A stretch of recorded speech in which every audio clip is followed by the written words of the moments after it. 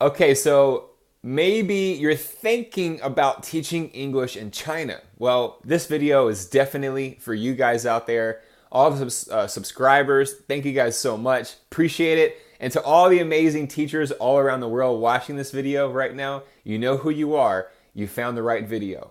So I have been to China a few times and I have had the most amazing experiences. Nothing is perfect.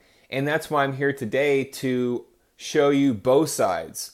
Because, growing up in America, we always hear rumors about China, like the food, the environmental condition, like the air quality, and just some other obscene type of things. Well, some of those things might be true to an extent, and some of those things are not true. So what I'm trying to say is in August, when I went to Beijing, it was my first time, and I came in on blue skies on the airplane. Okay, so that was a big shock to me. And in Beijing, big cities, you have lots of opportunities. So this is number one. How much opportunity are we talking about? Well, you can teach in English centers. You can teach at actual schools like public school, private school. You can teach at a university, or you can teach just tutor. You can meet people and they will just pay you. So when it comes to China as a native English speaker, you got a lot of people who are very much interested in trying to improve their English. And if you're good, then I'm just going to stop that sentence right now. There's so much opportunity if you guys only knew. And the ones that do know, I still don't even fully comprehend how much opportunity there is in China in regards to native English speakers. So start your research, and I really recommend, if you're thinking about going to China to teach English, then do it. Yeah, you'll have a wonderful experience. Number two is the language. This is huge. Okay, now, I think, when you're in the big city, just like anywhere else, you're probably going to see, maybe hear, or have more opportunities to speak in English if you're lost or something happens. However, I'm going to be straight up honest with you guys. Like, most of the time, people really didn't speak that much English. Like, even regardless if it was big city or outside big city, that was something that's very, very difficult. If you don't speak any Chinese and you're by yourself and you don't have a Chinese friend or some kind of translator with you, and like if you're trying to order food or trying to get directions or go somewhere, just imagine that you're trying to understand someone. Well, first of all, they probably don't even understand what the heck you're saying. So they can misunderstand it and lead you in the wrong way, but not on purpose. So it's just, I really strongly recommend, if you're going to teach English in China or thinking about it, you definitely need to become familiar with the Mandarin language, the official Chinese language. It's huge. Just like in Thailand. I mean, Thailand is a bit different just because there is a bigger foreigner influence, but also Thailand's a lot smaller. China's huge. Okay, so keep that in mind, please. All right, know the language. Get to know. You don't have to be an expert. I'm not fluent in Mandarin. I can't even fully get conversations yet, but I'm getting there. My point is to get yourself familiar with some of the basic expressions and questions so that if you're in those emergency situations, you can take care of yourself. Okay? Number three is the Chinese people are very curious. Why do you need to know that? Well, sometimes you literally might be on the subway and people will just stare at you. Or if you're in public, like sometimes people just come up to me and like, hey, can I have a picture with you? And sometimes they don't speak English and they're just like, hey, oh. And I'm like, okay, cool. And it's not like that every time, but most of the time people are very curious about a native speaker. And yes, it does have to do with your skin, probably. And I am kind of tall. But still, it doesn't matter. My point is the Chinese people, very curious. And this is why I like the Chinese people so much and I have so much appreciation for them, is because like when I went to Beijing one time, I'm walking, I'm in the old summer palace, and this like teenager barely a teenager just says, hello. And I'm like, hey, how are you? And I said, ni hao. And the dad was with him too. And he started to speak to me and we shook hands. And, the way they were just looking at me, it was just like, what, you've never seen a guy from America? Like, maybe not. I don't know. But they're very interested. And I think it's a lot of the reason is because of Jack Ma. Jack Ma is like one of the wealthiest men in all of China. Alibaba, he's like the Jeff Bezos Amazon of China. And I'm not trying to compare. He wouldn't be too happy if I said that. But just trying to give you guys a frame of mind. And the way that he started to learn English was that his dad got him, not forced him, well, I don't know, but he really encouraged his son to speak to foreigners at the park in Hangzhou, in the West Lake, which is in the northeast of China.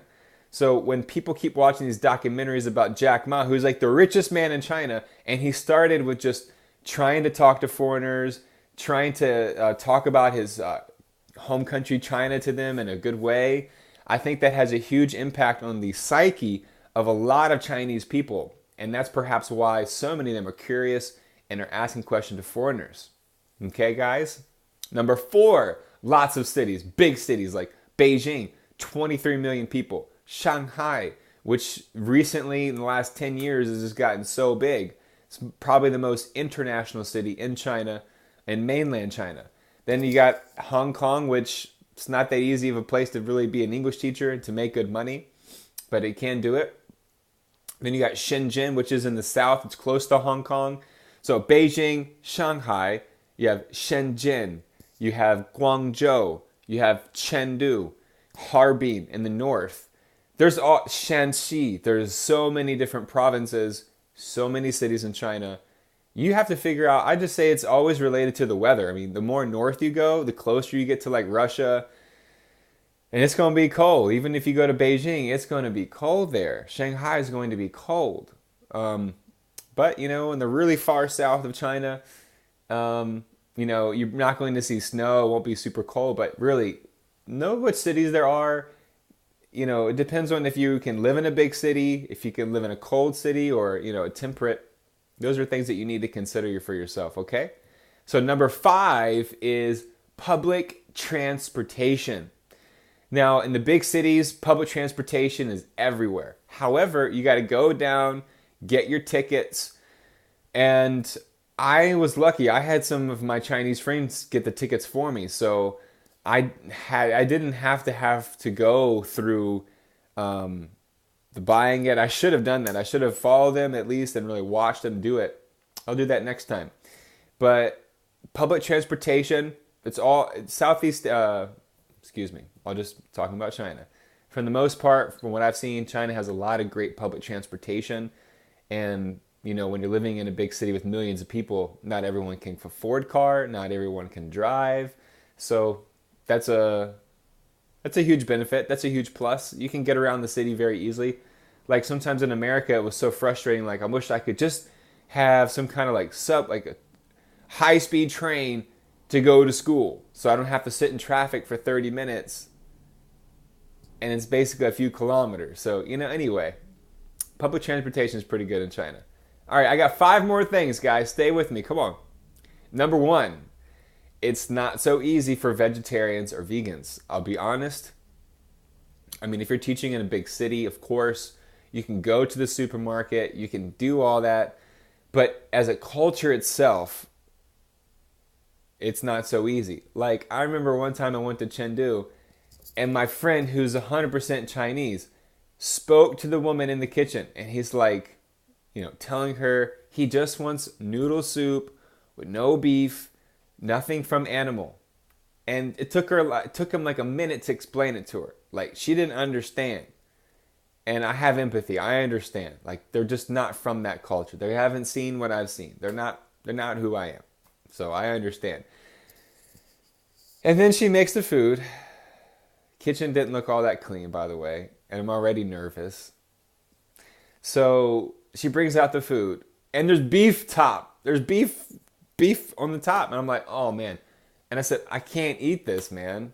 I said no meat. It's So she goes back. She takes the beef off. And then she still puts it. I'm like, I said, look, I can't eat it because the beef is in the noodles.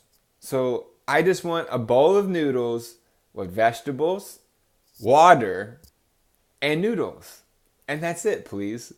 And it was like so difficult just to put those three things together. So,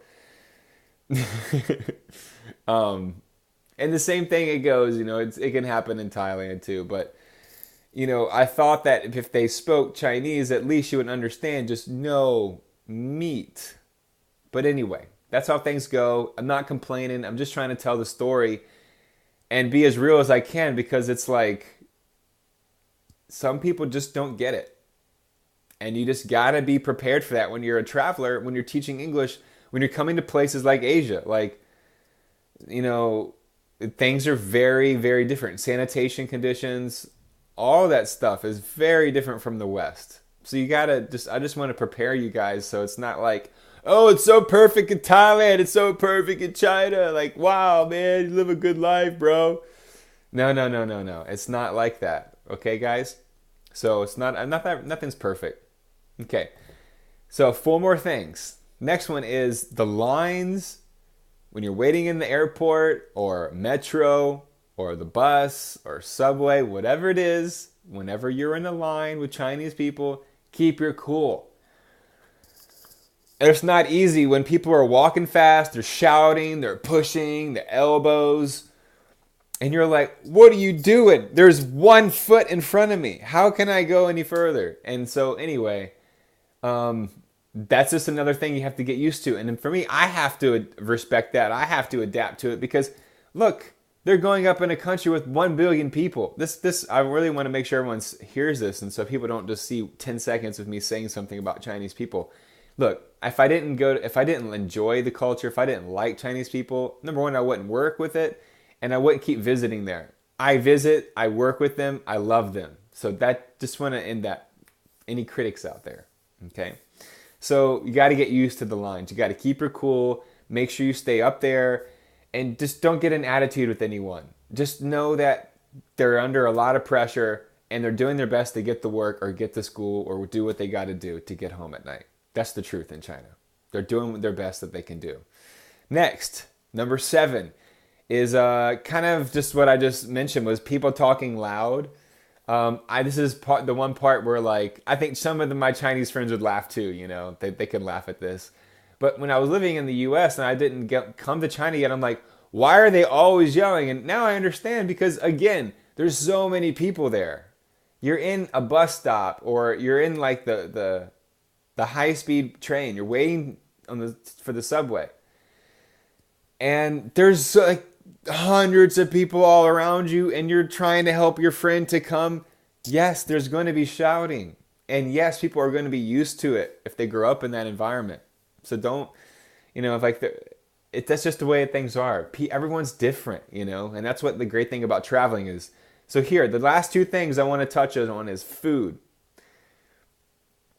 You got to be prepared to go to, if I'm a vegan, I really try to seek out clean places. Again, China's an amazing place. Asia's an amazing place. But there's sometimes you go to a place and you're just like, you get the vibe, the intuition that like, yo, I don't think this place is so clean. I've gotten sick enough times. I've gotten sick in Thailand. I've gotten sick 2 times in China, and it's not fun. You're only there for a few days. I'm only there for a few days, and I get sick for like 2 days, and then half the trip, So now I'm fully prepared. I have a bag full of food. I got everything ready to go. So when I travel anywhere, I don't have to second guess anything. And that's a feeling of freedom. And that's a feeling of confidence. And stop worrying about what people think about you. The last thing I want to say is the internet, the VPN dilemma. Number 1, you can go on YouTube, Facebook, Google, and all those great things. You do need a VPN. You need some kind of Chinese friend who can set it up for you. It's fast, it's easy, it's basically free, it's a couple dollars, and you're okay. So those are 10 things. I hope that will help you out to know more about China. Let me know which one was your favorite out of the 10. And you guys have a great day. Subscribe. Keep teaching. If you got any questions about Powfish, let me know. Have the best day ever. Thank you guys so much. So make our dreams come true. Adios, amigos. See you.